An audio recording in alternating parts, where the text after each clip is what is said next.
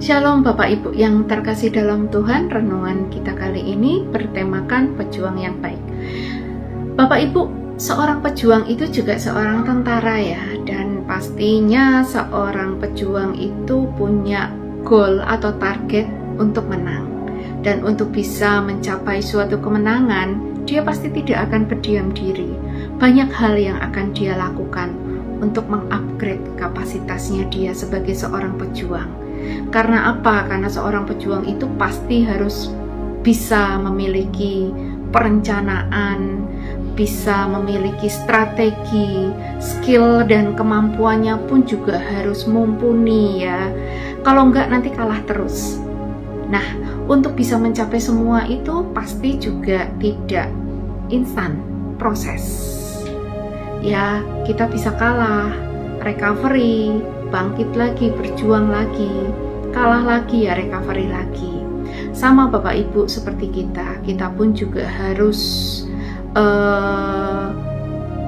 recovery saat kita jatuh di dalam dosa, dan recovery-nya itu adalah minta ampun sama Tuhan. Jangan lupa move on, bangkit lagi ya. Kalaupun kita harus recovery lagi, jatuh lagi ya, kita harus minta ampun lagi sama Tuhan ya. Dan itu semua harus kita terus lakukan, berjuang terus. Dan kita juga harus belajar dari kesalahan yang sudah kita lakukan Bapak Ibu.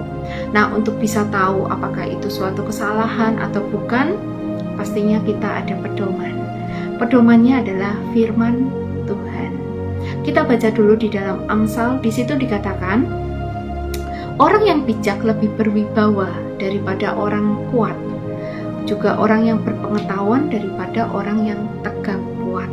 Artinya bahwa seseorang yang memiliki kebijaksanaan dan kemampuan, dia akan mampu ya mengambil keputusan secara lebih baik dan dia dapat keluar sebagai pemenang.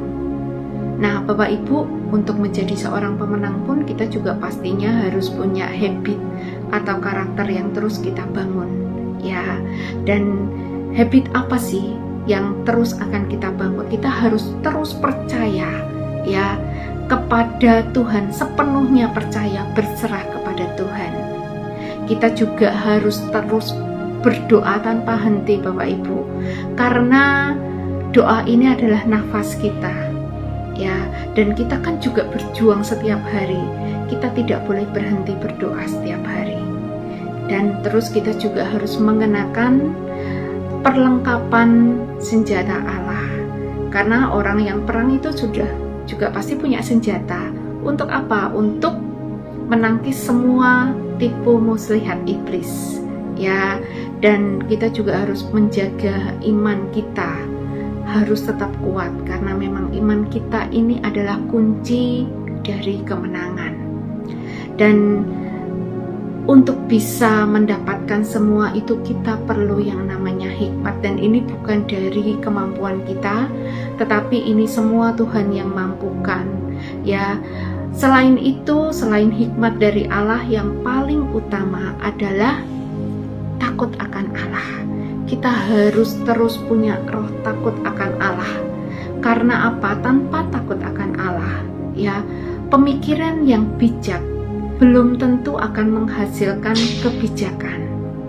Dan Bapak Ibu, sekali lagi, hikmat yang daripadanya memampukan setiap anak-anak Tuhan untuk terus berjuang, mengasah pengetahuan serta kebijaksanaan, sehingga kita bisa lebih tangguh, kita bisa lebih menghadapi berbagai rintangan dalam meraih tujuan, yaitu kemenangan yang ingin kita capai.